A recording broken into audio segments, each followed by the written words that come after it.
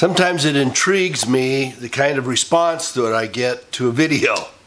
So I did this video this morning about Julian Assange being jerked out of the Ecuadorian embassy, and I related the fact that the Ecuadorian president, of course, had fully capitulated to the West, the dark and dirty West, and had washed his hands of it, which he didn't want from the start. He treated Assange as an inherited problem from a prior president, which was the case.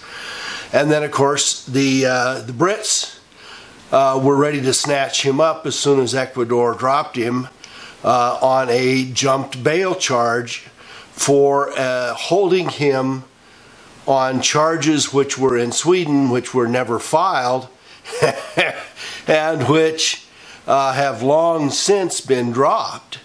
Alleging that he had done some kind of a sexual assault matter in Sweden, and that nothing has come of it. And of course, technically speaking, yes, if you jump bail for charges that were never filed and for the preliminary matters of extradition to Sweden, you still jumped bail. Yes, it's a criminal matter. Is it something to jerk somebody out of the embassy about?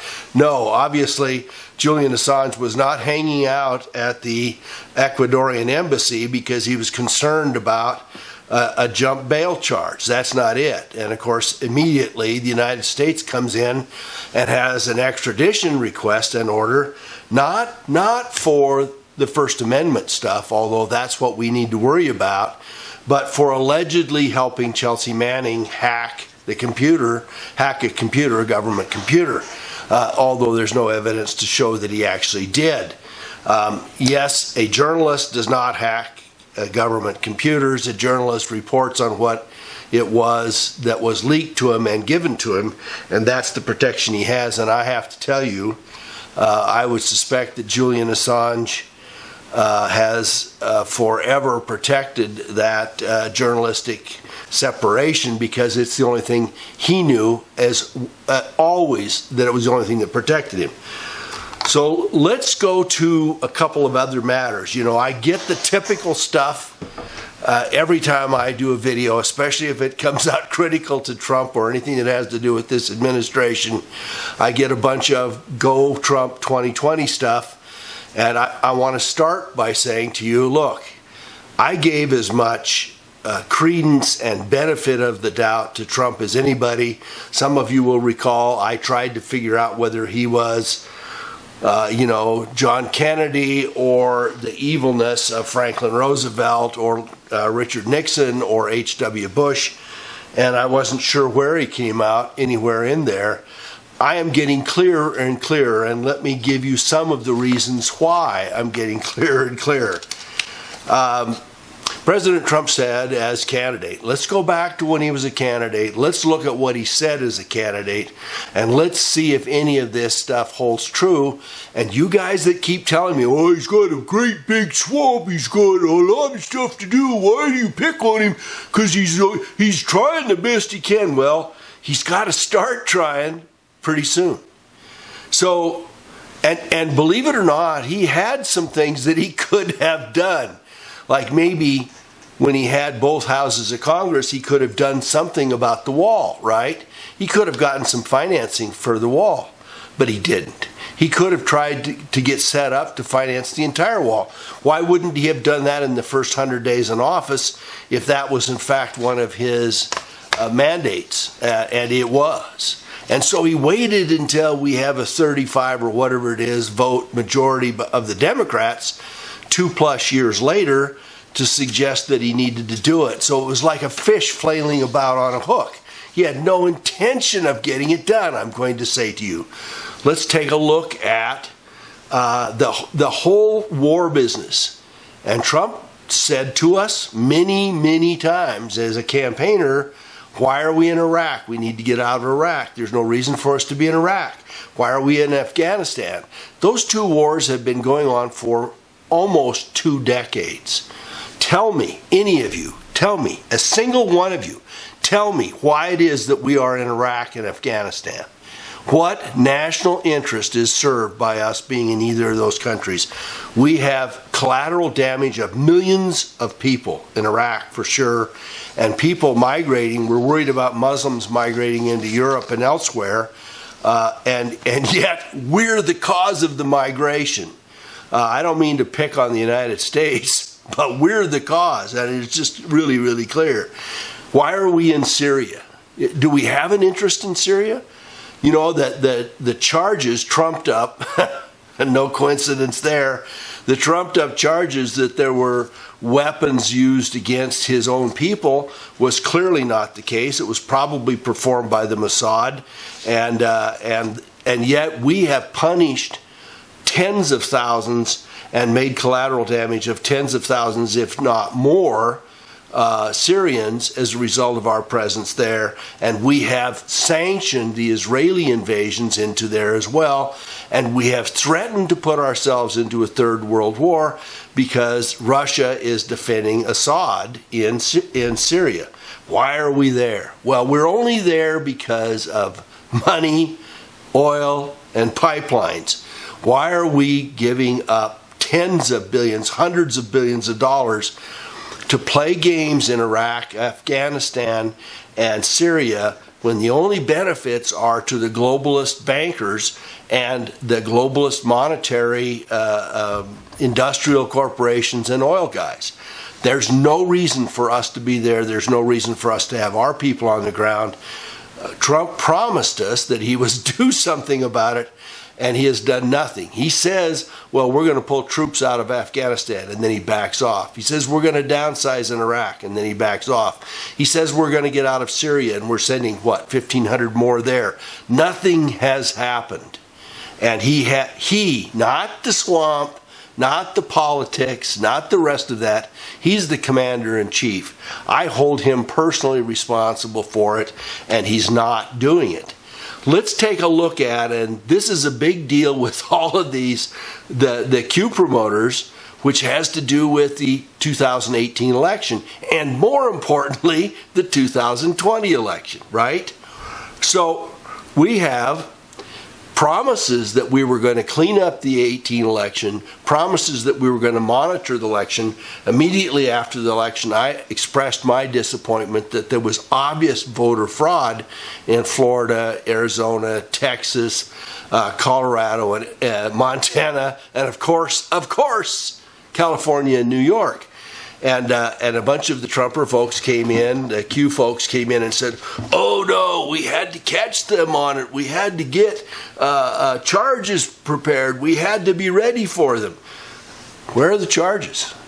Even in Broward County, Florida, where are the charges? How is it that we are getting these people? And what is it? What's the legislation that's been promoted and passed in the United States Senate to get anything done with respect to terminating and ending voter fraud? Illegals, dead people voting, packed ballots, fake ballots, digital switching of ballots.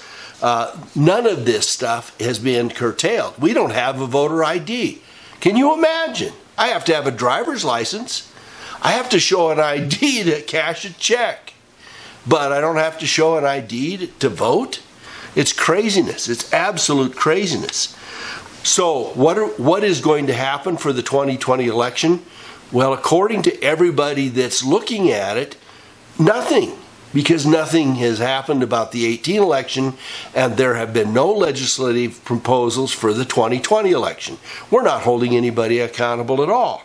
Let's take a look at the appointments. And I'll tell you, I won't listen to, you can tell me about it, but I won't listen to, well, Trump's got to keep his friends close and his enemies closer. Yeah, right. So when he doesn't have any friends close to him, when they're all enemies, what do you expect that he is going to do?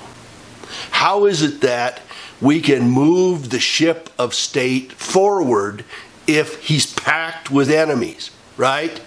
If you were filling a Viking ship with people that were going to row for you and defend you when you got to the other side, would you fill it with enemies, or would you put some friends in there that might actually row in the direction you want to go? It's craziness. So we've got Bolton, and I pointed Bolton out when he got nominated a couple years ago. For those of you who have not tracked him, I have been. I'm not bragging. There was no, a third grader could have figured it out.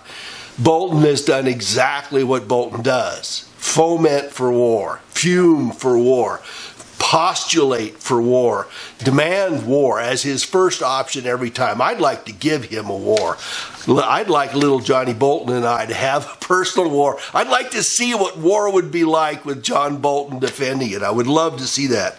Then we've got Pompeo, one of the ultimate Zionists. How's that working for us? We've got Roth in commerce, the guy that bailed Trump out in the late 90s, early 2000s, who has done nothing more. We've got Mnuchin, who is a Goldman Sachs guy, and I had guys tell me, oh, well, he had to know what was going on inside so he could clean it up, right? Yeah, so we cleaned up the Fed, right? We cleaned up the financial stuff, right? We got a full audit, right? We got an audit. We got anything that vaguely resembles an audit for the Federal Reserve that are holding our money and making our money and creating our money. We've got, and this is the big deal, and you folks, anybody who thinks that William Barr is going to do something, I'm going to tell you he is not going to do anything. And in the tradition of the past attorneys general, let's just look at where we are. Let's look at where we are. Let's look at what we've had recently. We got William Barr now. I'll get back to him in a minute. We got Jeff Sessions, the cute little sheep herding dog that didn't do anything. We had Loretta Lynch that did the tarmac meeting and that had a matter on Hillary Clinton, not an investigation. We have Eric Holder that was a dark Obama representative. We have Michael Mukasey, who did nothing for Bush except just get him out because he was only there for a few months. Well, I guess he was there for a year and a half. We've got Alberto Gonzalez and John Ashcroft, and Ashcroft was helping to support the Patriot Act and the rest of that. We've got Janet Reno that did I can't come up with it right now, the invasion at Waco, no, not Waco, at Ruby Ridge, dark and nasty woman that was there helping Bill Clinton through the whole time. And we got William Barr, who was there before. And William Barr, let's go back to it, he was the Attorney General in 91. He was there for 91 to 93. But William Barr was H.W. Bush's hideout guy that got him out of the Contra matter, the Iran-Contra matter, and all manners of Bush illegalities, CIA, the turnover of foreign governments, the intrusion into other folks, and the whole works. So now we've got Barr back, and people are saying, well, Barr's got to be a good guy, right? Barr's a good guy.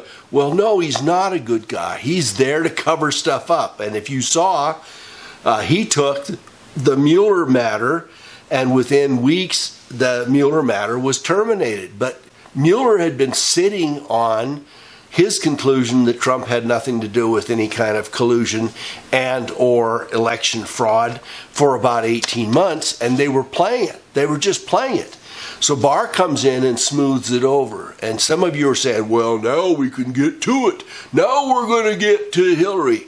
Well, I'll tell you, William Barr is the mayonnaise man. He's gonna swipe every slice, Democrat and Republican, and cover them over, and nothing's going to happen. And what made me think about this, I'm going to recommend you to take a look at Amazing Polly's one of her recent videos where she goes after Louis Freeh. And Louis Freeh was the guy that was supposedly investigating Bill Clinton throughout the 90s, right? from the time, almost the time that he got elected. He was the FBI director, that is, Louis Freeh was, and they went through all the gates, all of the investigations that had to do with Clinton, and everybody on the Republican side thought, oh boy, Louis Freeh's going to get it. And through it all, Bill Clinton complained that he was being picked on, and if you remember, Hillary said, well, we have a great right-wing conspiracy after us, and what happened? Nothing. Nothing.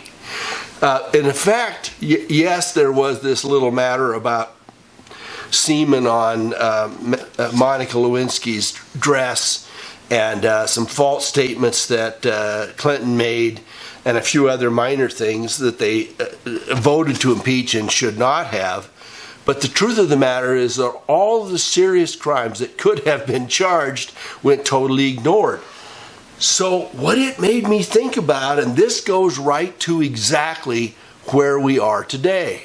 I was an active practicing lawyer in the 90s, and I thought, like everybody else, well, if we've got an honest FBI and we've got a semi-honest DOJ, then when there's horrible, obvious crimes that come up, they are going to bubble up to the surface and something is going to happen, right? And so at some de minimis level, I expected the system to work, and at some de minimis level, I expected that the opposing parties, the superficially opposing parties, were going to oppose and neutralize, that we would get some benefit about having Louis Freeh go after Bill Clinton. Well, nothing happened.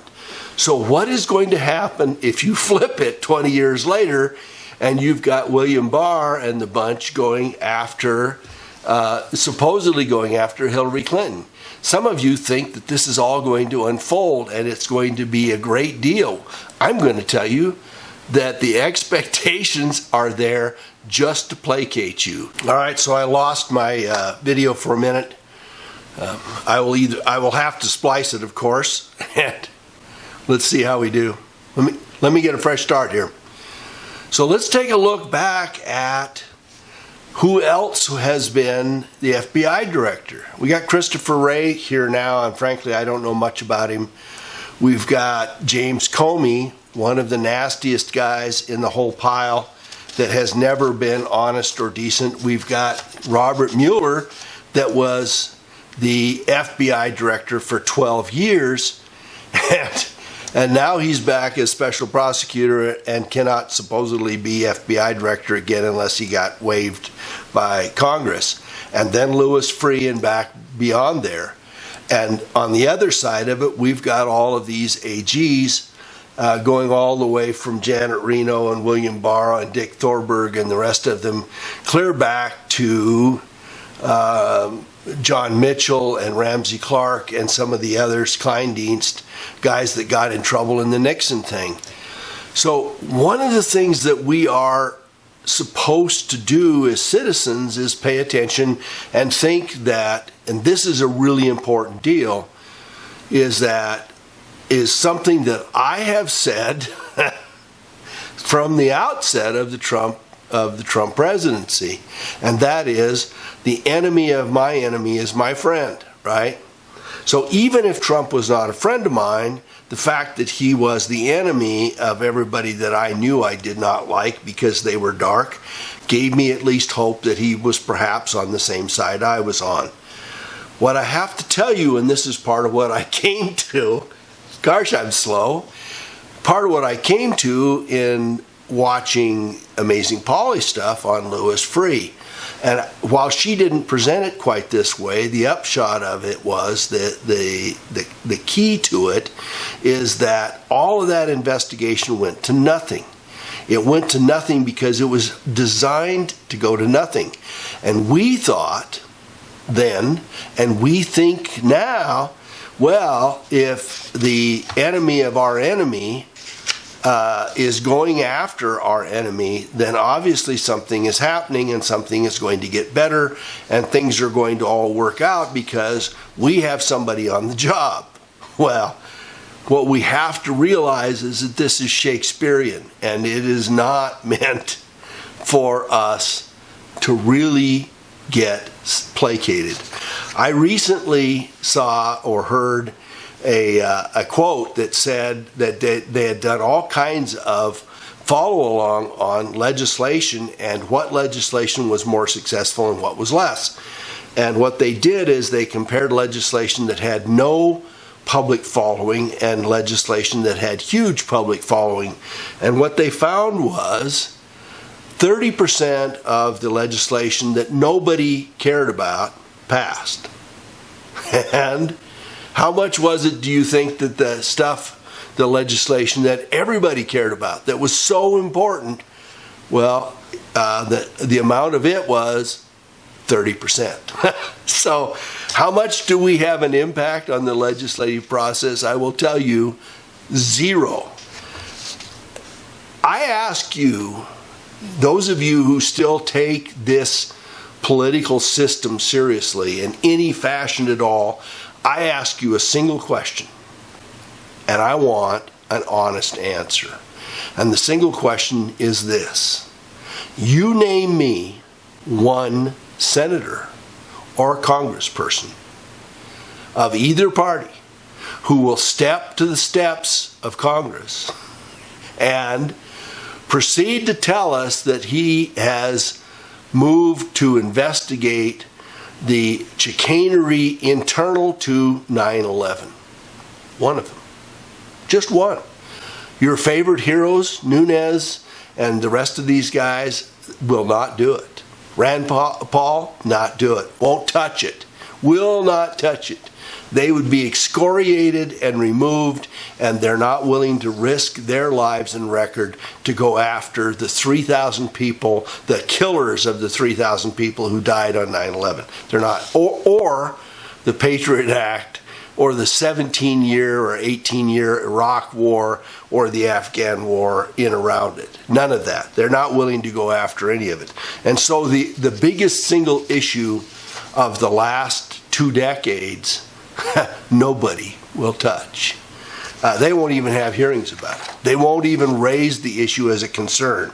So if you think they're going to fix something else, or that we're going to work toward cleaning the swamp, you have to take a look at who is being compromised, who is doing the compromising, and why. And if you don't answer that, then you have no way of knowing that how the political system is going to work for us. It's not. The upshot of it is that until such time as somebody takes something seriously, it's not going to work. So let's take a look at some of these other things that Trump claims that he's done. The wall's not being built, not in any substantive way. There's legislation that tells him not to be using other finances and funds. How about the big brag, the negotiator extraordinaire? How is that working? We've got our negotiator president. We've got the guy that's multiply successful at getting things done.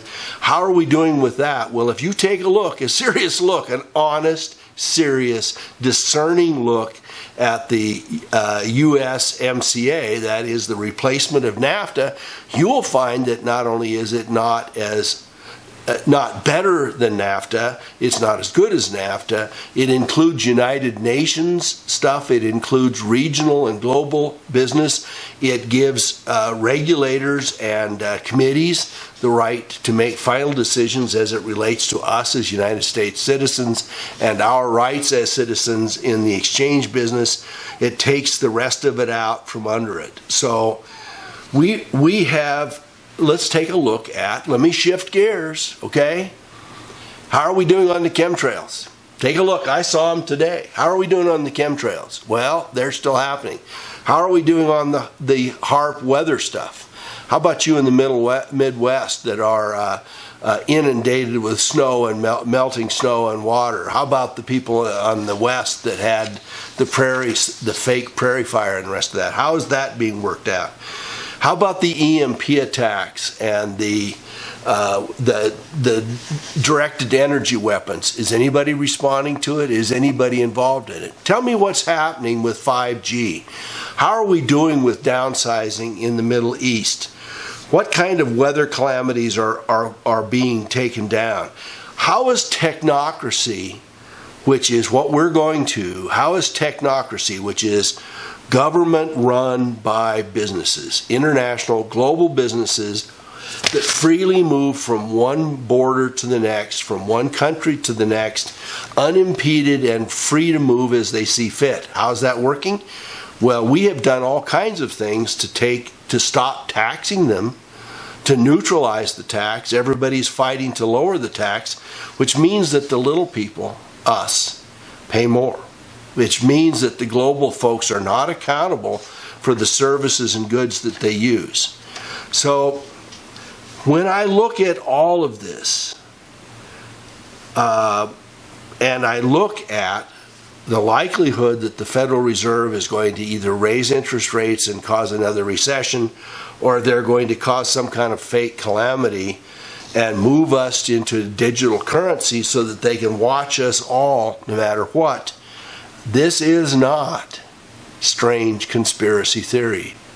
We're looking at things that we're watching on the ground. And finally, here we are with President Trump being asked about Wikileaks and Julian Assange, and he says, well, that's not my thing. I don't know anything about it.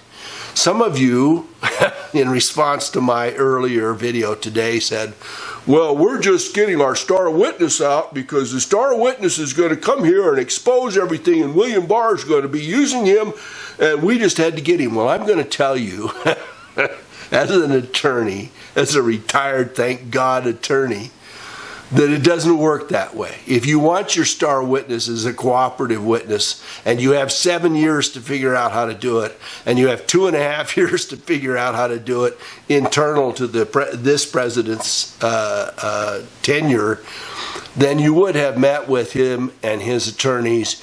You would have worked it through with the Ecuadorian embassy. You would have worked it through with the Brits. You would have gotten yourself freed up to do it. We had discussions about this some time ago, about the United States wanting to save him. And they could literally have driven up to the doorway of the Ecuadorian embassy and had him go into a limousine owned by the United States Diplomatic Corps, and he would never have left diplomatic immunity. He could have gone from there directly to the steps of a plane waiting for him, also subject to diplomatic immunity, and come here and then testified. We could have had him testify piecemeal where he is. We could have had some other adjustments. So why is that not the case? Well, because they don't want it that way. And Trump's not going to step on it either way. It is a way of taking our freedoms down. It is a way of moving us away from having anybody that whistleblows. I mean, if Julian Assange can be charged and contained for trivial matters, non-valid matters, and they can play games with him, they can use truth serum or punish him or threaten him with 30 years. They can do the Manafort kind of stuff where they try to get him to do just what they want him to do. If they do that, what it means is that whistleblowers have no place to go. And news outlets, whether digital or paper, have no one who will come and tell them the truth. And you and I will suffer. And we will suffer forever, because as long as there is not truth, we will be lied to. And as long as we're lied to, we will be dominated and disseminated and made use of against our will. So the sheep are asleep. Some of us are trying to wake up. Some of us are trying to look at the whole process in a comprehensive and balanced sort of way. And what I'm going to say to you is, stop making excuses for this administration or the prior administration or for Congress or for the prosecutors. Horowitz has done nothing except hide in his little hovel and give a couple reports, which did nothing. Horowitz has not recommended the prosecution of anybody in the DOJ or in the FBI or the other secret agencies. Huber has filed a couple of indictments on middle-level people, and they may throw us a few bones. But they're not going to throw us any big bones. These big folks are going to go. Trump wants protection when he leaves office, and he is going to grant protection to the Obama folks and everybody involved in it, and he is going to grant protection to the George W. Bush folks and the rest of them all the way back, and he is appointing people and keeping people from the Obama, the Clinton, the W. Bush, and the H.W. Bush administrations, who are there for the sole purposes of protecting their current and former administrators, their president and high officials, from being exposed to us. And that's the way it is. So what I would say to you is, until we step up, until we do something more, we are doomed, folks. We are sheep waiting for the slaughter. We've already been sheared. We're waiting for the slaughter. Are you coming forward or not? So this is I signing off. That's it. Somebody said, well, why are you laughing about this? Why don't you get mad? Well, the problem is, does it help? Does it make any difference? I mean, I think we have to have a little ironic humor, because it's the only thing that keeps us sane in a world where we would like to shake it to the ground and start over again. Thanks for watching. Give a thumbs up if you like.